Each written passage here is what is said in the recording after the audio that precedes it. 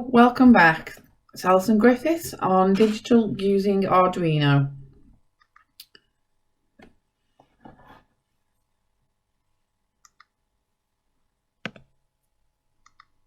In this section, we're going to be looking at blinking an LED without using the delay function. We're using a button with Arduino, changing state detection with using the modulo operator, and debouncing a button. I will give more information on each of these as we go along.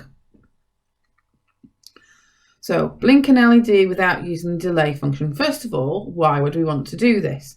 So the delay function can adversely affect the operation of your program, because whilst you're in the delay function, then nothing else can happen. Whereas if the millis function is used,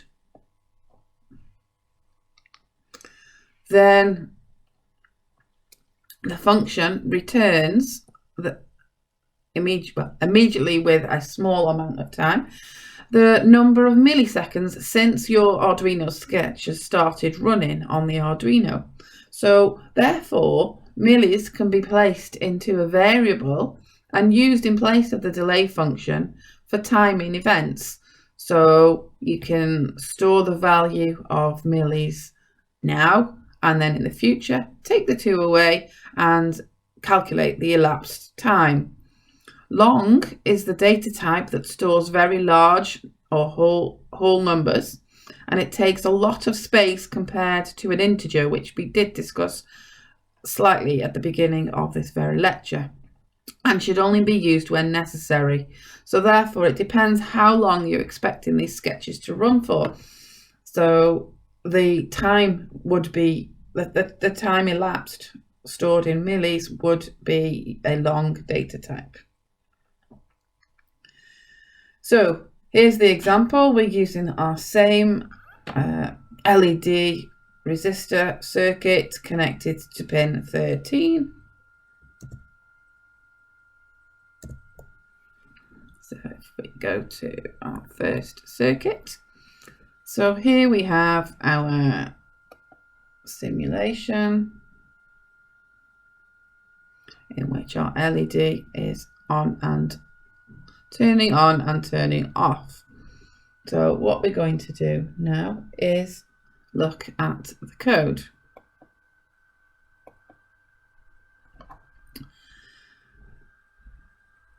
So it explains here what it is. This is standard code, and I have obtained this code from the Arduino Blink Without Delay library.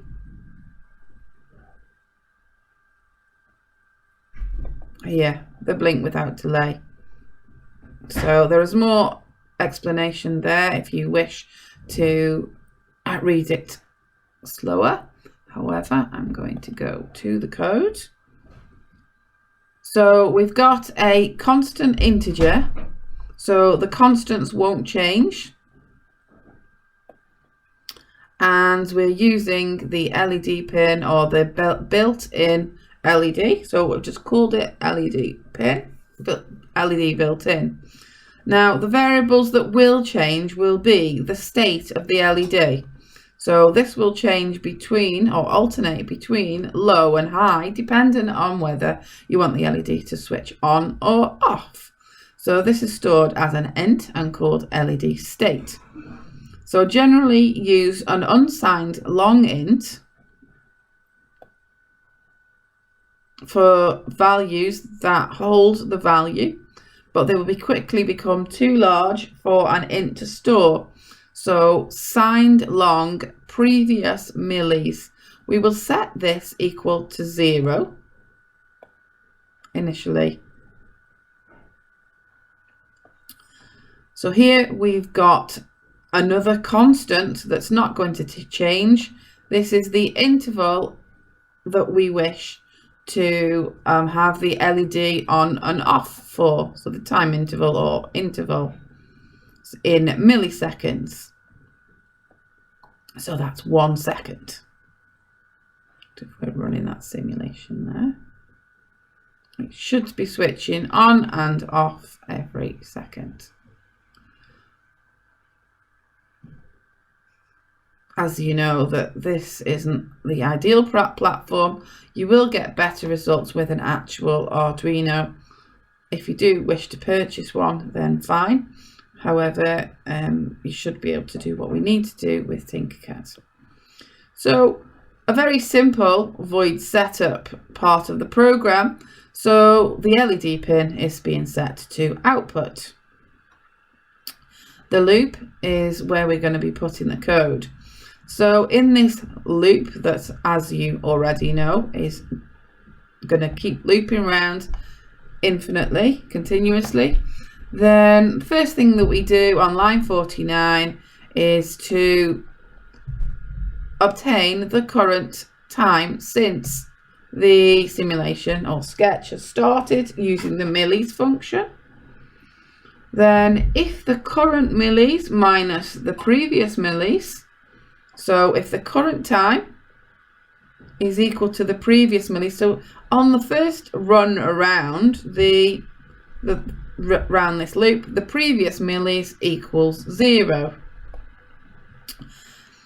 So if it's greater than the time interval, so we need to save the time that we blinked the LED, because this is when this condition is true, it is time to turn the LED on. So now the previous millis is equal to the current millis, because that's the time that we're going to turn the LED on. So if the LED state equals low, LED state high, change it to high, else LED state low. So now we are going to digital write the LED pin to high or low to turn it on or off. So the first time round this loop here, it will turn it on. Then we'll wait for this condition to be true again. So we'll have the on interval. It won't be true again until another 1 second has passed. So this time, this condition will not be true. So we turn the LED state to low. Hence, we will toggle on and off.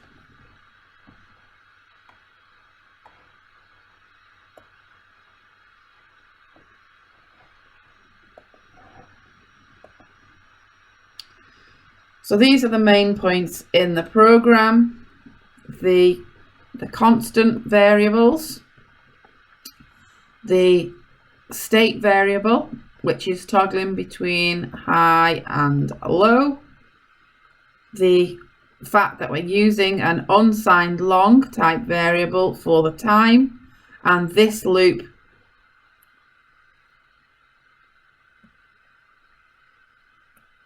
which is the conditional, is the current time, take away the previous time, greater than, I think in this program it says equal to, the interval.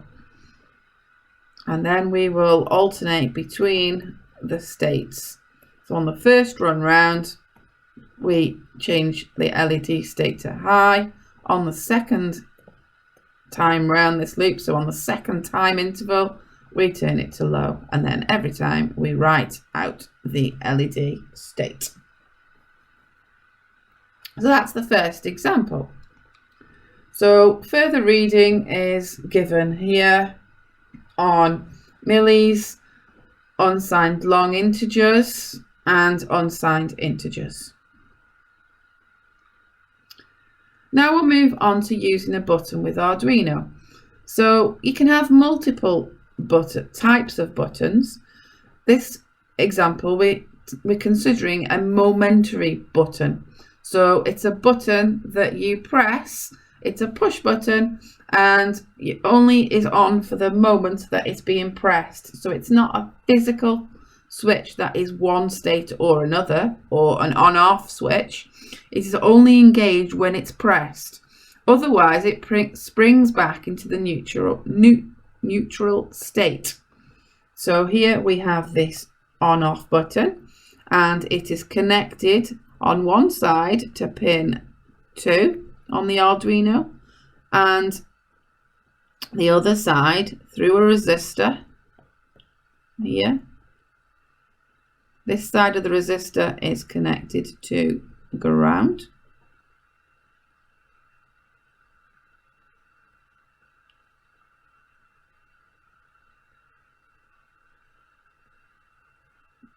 The other side of the pin here is connected to the 5 volts.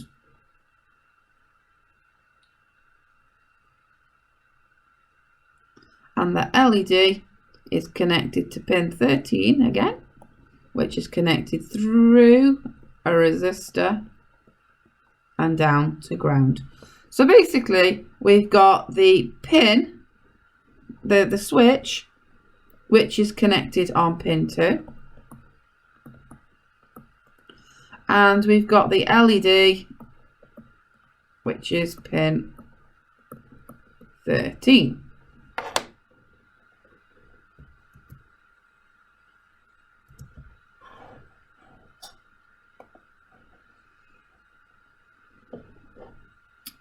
And obviously the consequential circuitry as well. So the pin, the push button is connected to pin 2, and the LED pin is pin 13. So again, we'll take a look at the code. I'll just move this across a little. I have connected the ground to the negative rail here, and the positive to the positive rail, and also connected these 2 rails. This is pretty standard. You obviously don't have to connect breadboard like this, but it makes life easier, because then a lot of the wires just go directly up and down, and it makes the breadboard much neater and easy for you to fault find, and also other people to fault find. So again, we've got, this is in the public domain, and I've included the link there. However, this Tinkercad link isn't in the public domain. So this time we've got our constant integers, the button pin and the LED pin. So we've already mentioned the button pin is pin 2 and the LED is pin 13. In a similar way that we had previously in the previous example with the states are very useful for options where, or variables where we need like a binary, an on and or off. So this time we're saying, giving it's an integer, and we're saying the button state equals 0. So this variable will be stored when we read the button. Is it pushed or isn't it pushed? If it's not pushed, the circuit is open. We'll have an open circuit there, so there'll be a 0. If it is closed, then we'll set it to 1. So in the void setup part of the program, then we initialize the LED as an output and the push button as an input. Moving on to the void loop, and as you can see, it's not a particularly long program here. The programs that I'm introducing in this lecture are all very short. However, when we combine them all together, then we get very powerful programs, and that's essentially what we're going to be doing throughout this course. So in the void loop now, line 42, obviously the void loop carrying on looping for infinity. So we read the state of the push button, or the button pin. So the button pin is pin 2. So pin 2, is this button pressed or not? Oh, don't want to need to do that and then delete it.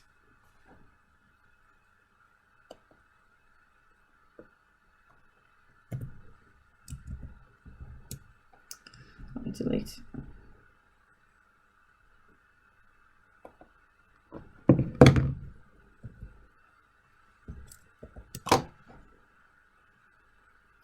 Just bear with me a second. Control Z. It's deleting the code.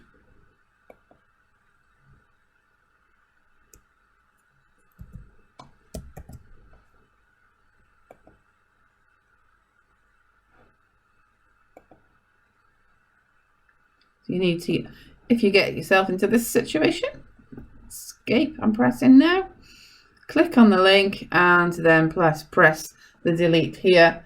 I'm pressing the delete on the keyboard, which is deleting the text. It's quite interesting there. So button state, digital read, button pin. So if the button is high, then turn the LED pin to high. Otherwise, turn the LED off and turn the pin to low. So let's start this simulation. So I'm not doing anything. Every time I go around this loop, we're checking for the state of the button pin. If I turn it on, I'm still pressing and you can see that the LED is on. Turn it off, then it turns off, and you'll see that this LED, the built-in LED, is also mirroring the context. So that is this example. Stop the simulation. And here is the main code in the program as well. So the next example is the state change detection and the modulo operator.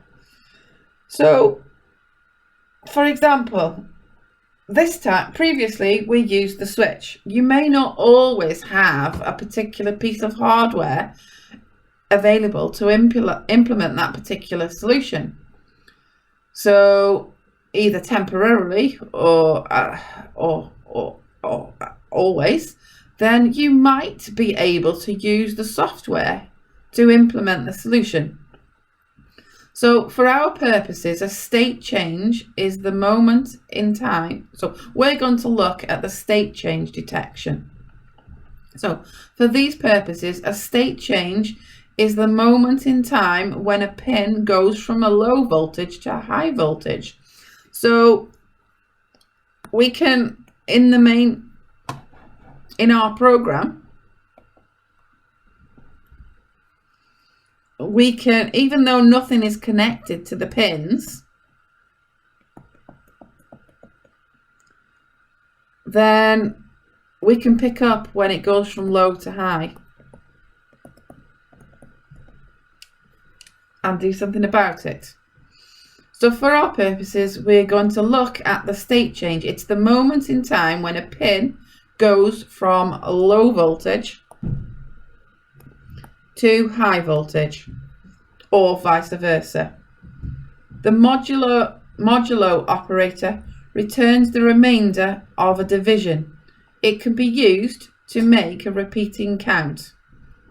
So hopefully we all know what a modulo operator is. So it's the fraction as a number that's left over in a division. So let's see, or just visualize the state change detection. So we've got our pin, whichever pin it is, the digital pin, and we've got it at 0 volts or 5 volts. So it's low when, for example, a button is not being pressed. Then the rising edge here, this is the switch of state, from the change of state from low to high. So we're now at high. Then the falling edge, the button is now being pressed whilst we're at 5 volts. The falling edge which is shown by the blue circles, is when we change from a high state to a low state. So here and here. So we've got the rising edge, sometimes called the leading edge, and the falling edge. So here's the example. The circuitry looks exactly the same as the previous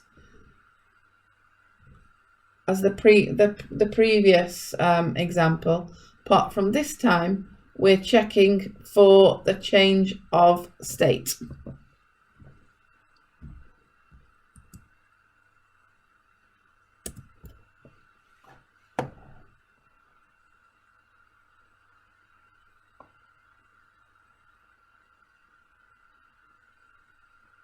Don't appear to have this one already running, so I shall go back and click on here.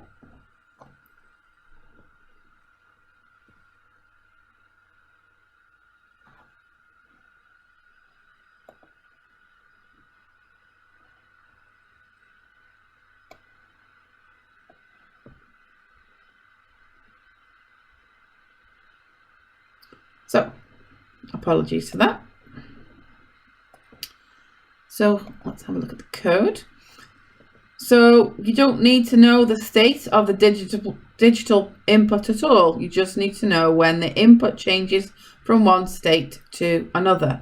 For example, if you want to know when the button goes from off to on, state change detection or edge detection can be used. The example shows how to detect when the button changes state and turn the LED from on to off. So the circuit is connected as shown.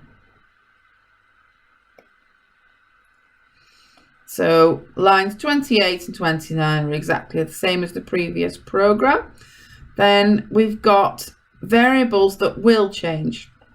So we've got a push counter. So this is a counter for the number of times that the button is pressed.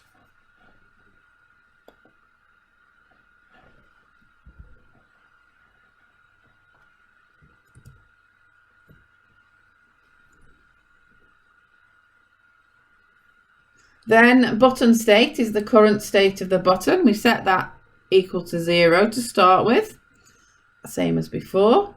And the last button state is the state of the button previously. So this time we're looking for, is the current button state equal to the previous button state. So here we've got on line 48,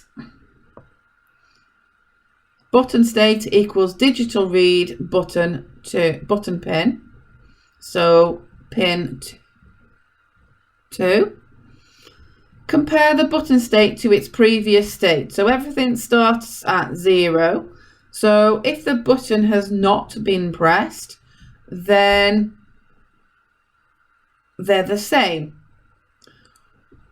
Up until the point when the button is pressed, then the button state would change to 1 on the first iteration of this.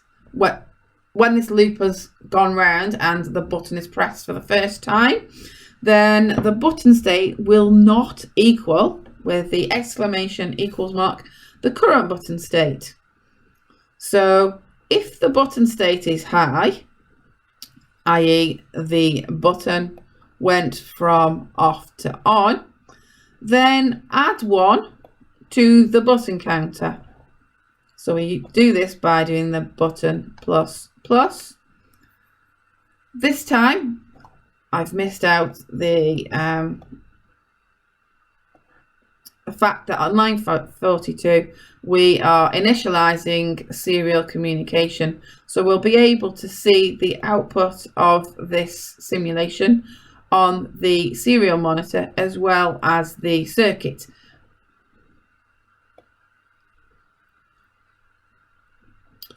So we add 1 to the counter, and we're going to tell the serial monitor that we're in the on state, and also print the number of button presses in line 57, and then print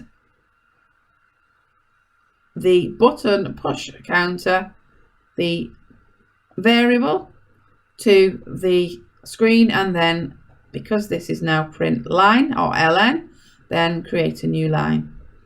So this is when the button has been pressed. The reason that this is useful is because if the button is pressed for a long period of time, then this loop can be executed multiple times, and you'll only get 1 count per button press. It's the same functionality as the previous program.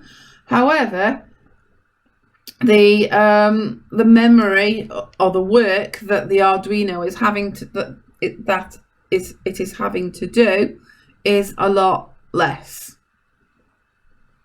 So otherwise, if these two are the same, then we just say the LED is off.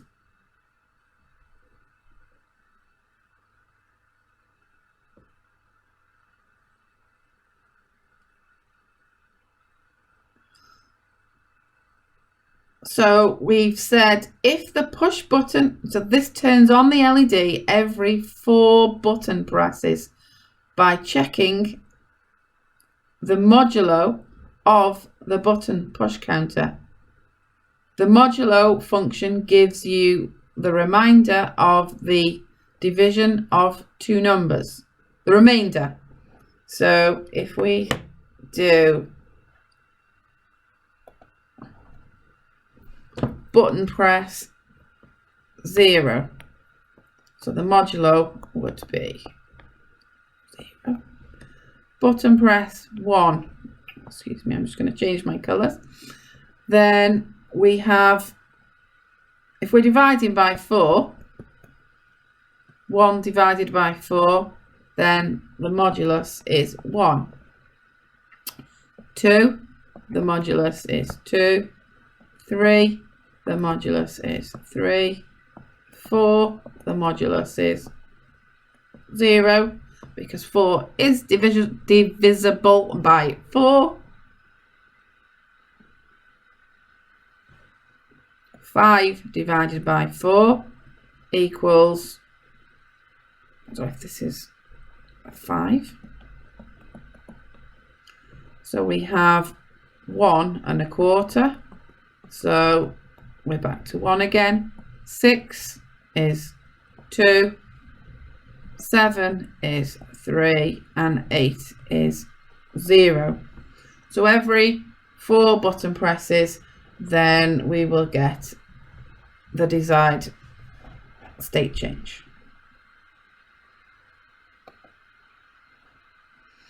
So if button push counter modulo 4 equals 0, then change the state of the pin to high. Otherwise, change it to low. So let's start this simulation to see what happens. So my LED is starting in the high.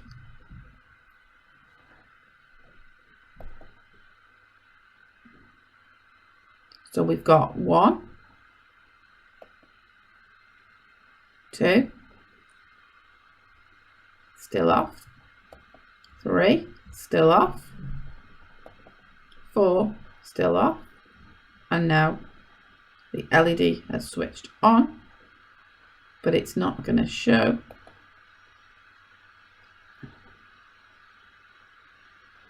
It's showed here, and it's switched off again. So let's do it again. 5, off.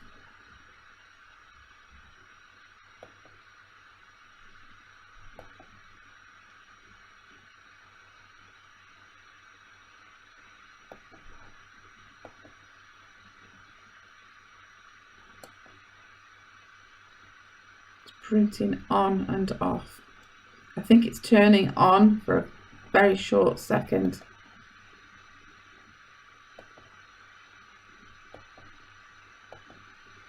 Have a look, see if you can improve on this code, because it shouldn't be putting the ons in there. I think it may be reading that it's on for a very short period of time.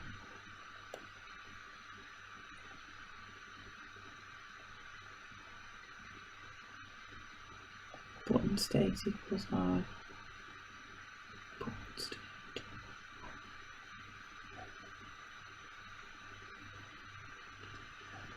Okay, so does anybody have any ideas why this is occurring?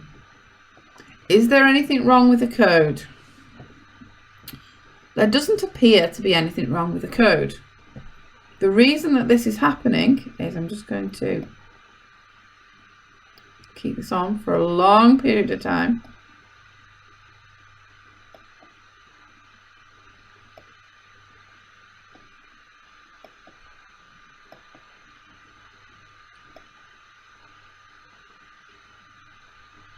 So the reason that this is happening is, even though the code tells the LED not to come on and go off, that is happening here in the hardware. However, in the software, it's not. The reason is that I'm holding the button for more than one loop around the code. So we do have an on period and we do have an off period, but that's not showing in the hardware. It's the fact that I'm holding it for so long. So this is an issue. And it does happen with real switches as well.